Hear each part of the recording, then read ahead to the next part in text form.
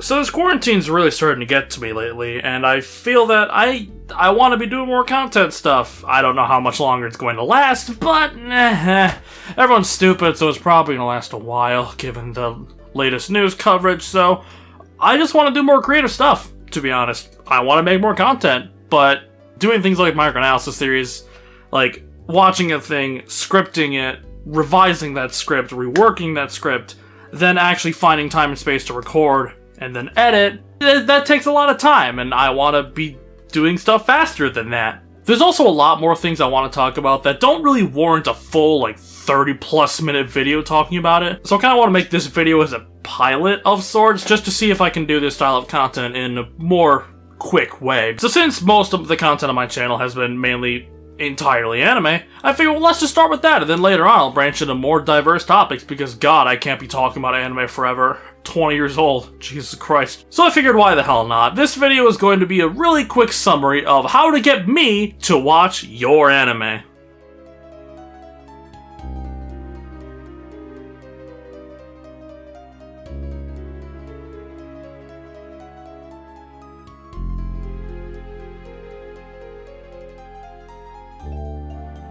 Oh yeah, also none of this is scripted. Normally I have a script right there, but right now I don't. I'm just going completely off the cuff. I have a single sheet of notes, that's about it. Let's do this. First thing you need to do, or rather not do not start with a flashback or a flash forward. Unless you really know what you're doing with it, I'm just going to be completely confused. If it doesn't play into the main theme or help give you a little bit more insight into the characters or the plot or the premise or the setting, I don't really need to know what's happening in the character's future or past or whatever. I don't even know who the character is yet. I don't even know what anything is yet. Don't show me that until I know the basics of your story. Of course, all of this is assuming you don't really have a major purpose for it, besides just being eye candy. There's a lot of shows that do it just for, eye candy purposes, just like, hey, here's a cool thing, don't you want to look at this more? Out of the anime I've seen and talked about so far, I would say Rising of the Shield Hero is probably the best example of it. It starts with this whole long, lots of landscape, lots of long shots, establishing shots that kind of sweep around and pan across mountain ranges and deep forests, I believe. It's been a while since I've seen the show. All to build up to now Fumi picking up a ball and handing it to Raftalia, or Raftalia picking up a ball and looking at Naofumi about it. Doesn't matter. I don't know who these characters are yet. I don't know what this world is yet. Why are you showing this to me now? I want to be able to sympathize with something right now, because you started with a flash forward. I can't do that, and now I just don't really care that much. Second thing you should keep in mind, start with a small cast. For the love of God, do not exceed 3 main characters in the first 5 episodes. This might just be a me thing. I know I'm really bad with names, especially Japanese names, being a native English speaker, but if I have to memorize the names of more than 3 characters in the first 5 episodes, I'm not gonna know who anybody is, and I can't sympathize with people who I don't know entirely. At least I can't entirely sympathize with them. I can sympathize with people, but characters aren't people, they're characters. You know what I mean. I'd say My Hero Academia is a pretty good example of how to do it right, as well as how to do it wrong. The first 2 episodes really focus on it. Look, there's just Deku, there's just Bakugo, there's just All Might. These other characters, don't worry about it, they're not gonna matter. These 3 do, and that's good. But then it immediately transitions to, here's all of Class 1A, learn their names right now, here's a big splash screen, fuck you, learn them. And I'm sorry if I'm just being rude, but I don't care at that point.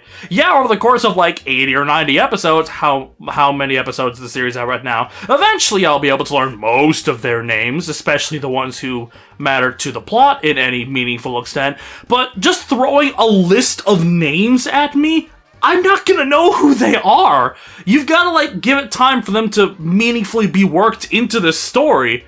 And it's clear that the show did that in the beginning with Deku, Bakugo, and All Might. But after that, you're losing me the tiniest bit.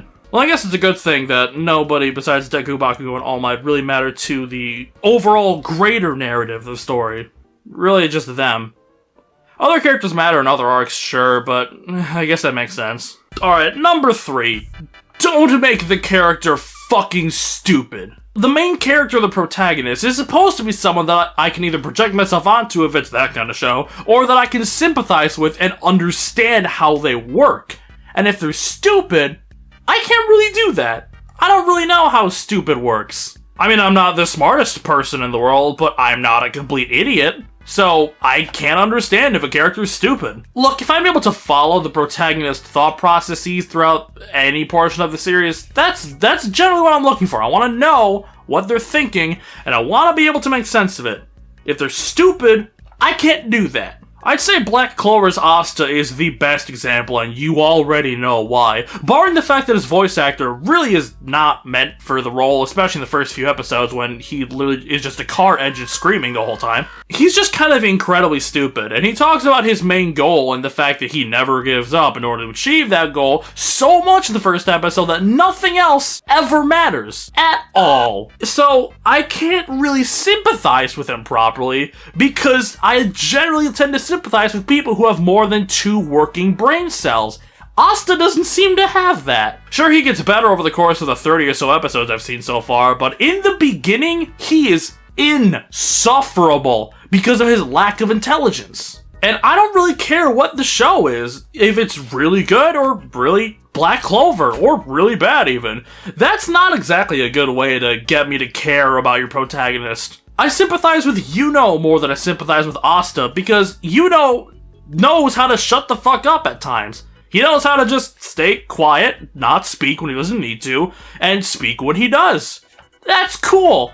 Asta's stupid. Well, I guess that kind of leads into my 4th point better than anything else I would have been able to think of in a scripting process, which is make me either like one character or want to see one character. I want to form at least some sort of connection between a character, whether it be I hate this guy, but I love how he does it, and I want to see more of that. Or, this is a cool dude, or gal. I want to see more of them. It doesn't really matter what the connection is. I want to form something. I want to be able to want to see a character doing things in your world. I'd probably say Kill la Kill is the best example of this, out of what I've seen and can think of off the top of my head, because it immediately gives us Iragamagori. A character who's so weird and interesting that there is no question that he'd be portrayed by Patrick Seitz. He's just immediately just like, in your face, I am the discipline, get out of here. And doesn't matter if I like him or hate him, that's something. That's interesting. I want to see him do stuff. See, if Kill la Kill didn't give us Gamagori right at the beginning of the first episode, I wouldn't really care about much else after that. It would basically be the same thing as point 1 from earlier. Don't start with something that I don't care about or have any interest in. Yeah, it would eventually lead to Ryuko showing up, and now I know she's a protagonist because the framing kind of blocks it in a way that makes it clear, oh, we're going to be following her this whole time. Okay, I wonder what she's about. But right off the bat, it gives us at least one character that I want to see, and then leads that into the main character, who is at some point inevitably going to cross paths with Gamagori again. That brings me to my final point.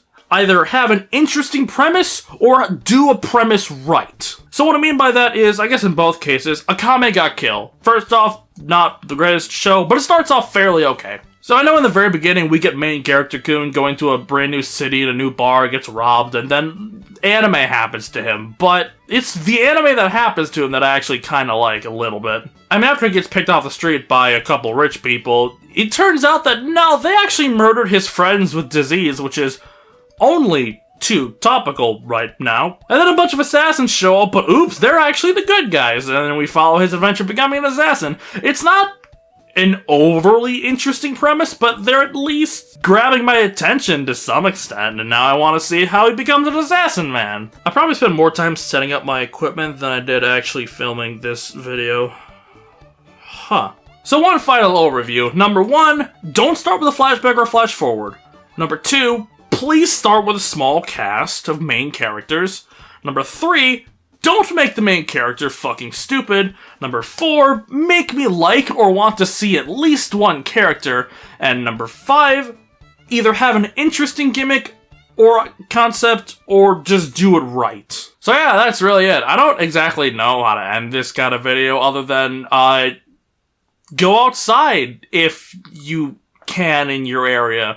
But wear a mask. Don't be one of those idiots that thinks wearing a mask is tyranny.